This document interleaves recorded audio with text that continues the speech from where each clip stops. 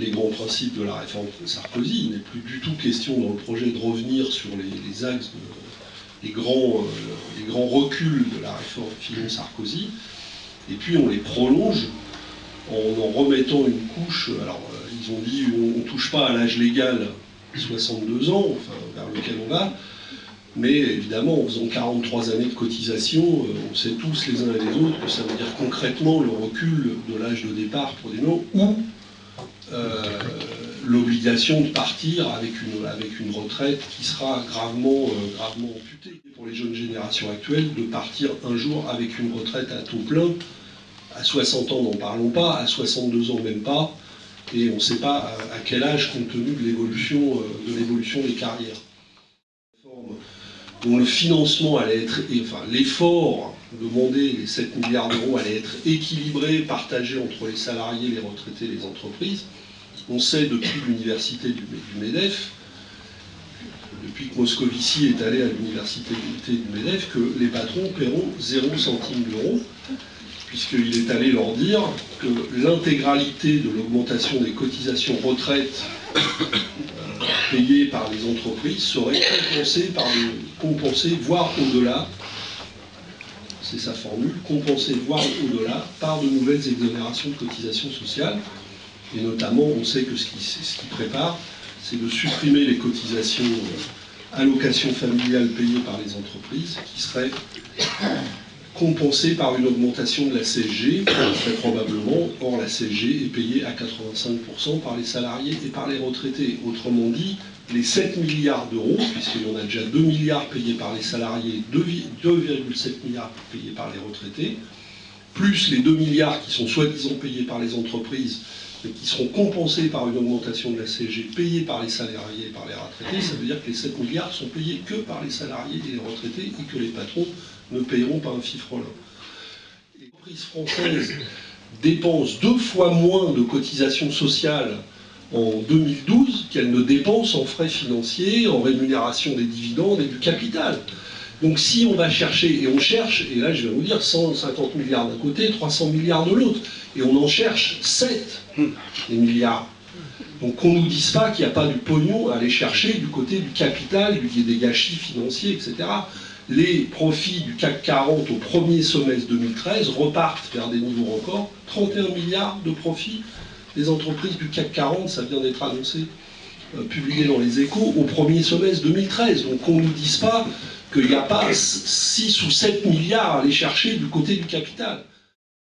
Donc on a vécu tout ça, on voit bien que la droite, même si elle a du mal à le faire, l'extrême droite essaye de profiter de cette situation, et qu'il y a beaucoup de gens qui sont paumés, beaucoup de gens de gauche qui sont un peu tétanisés par cette situation, et que l'effort à produire pour leur donner confiance à nouveau dans l'action est extrêmement important. Merveilleuse de François Hollande et de son gouvernement, sinon on y sera allé.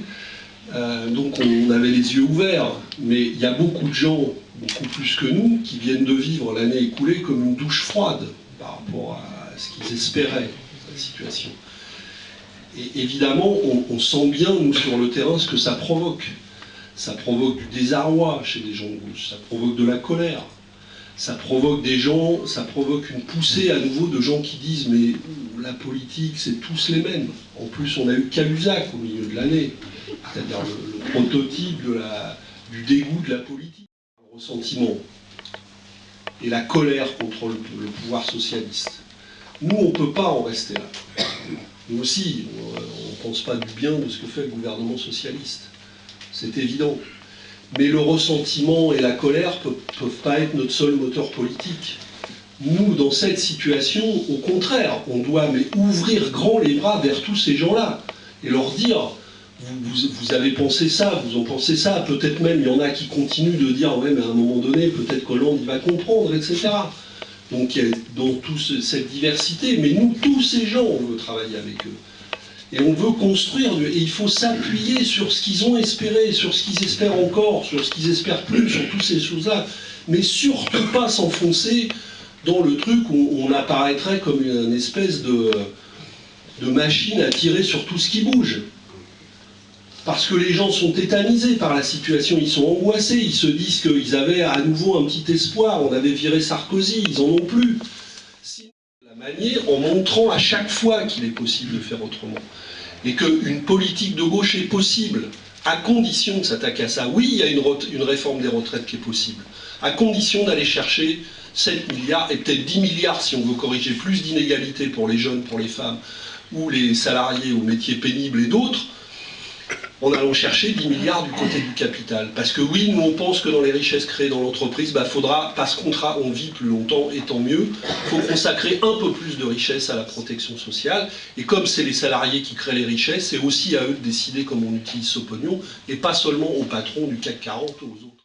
On construise en permanence ce rassemblement qui a fait se lever les Français en 2005, le traité constitutionnel, en 2010 pour la réforme des retraites, en 2012 pour battre Sarkozy, et qui les font s'opposer dans les enquêtes d'opinion à la guerre aujourd'hui ou à la réforme des retraites telle qu'elle est proposée. Mais évidemment, là, il faut transformer ça en action avec des gens de gauche à qui on demande de se mobiliser face à un gouvernement qu'ils ont élu, dans leur majorité. Donc, ça demande un gros travail politique. Mais il ne faut surtout pas l'abandonner. Et je pense qu'en continuant à construire ce travail, il y a des choses qui vont devenir possibles, même si, je répète, c'est sûr, on vient de traverser une année où ça a été... nous, on a tenu le coup, et on s'est battu, mais où il y a des gens, eux, ce qu'ils ont, c'est surtout pris dans la gueule le fait qu'il ne s'est pas passé du tout ce qu'ils attendaient.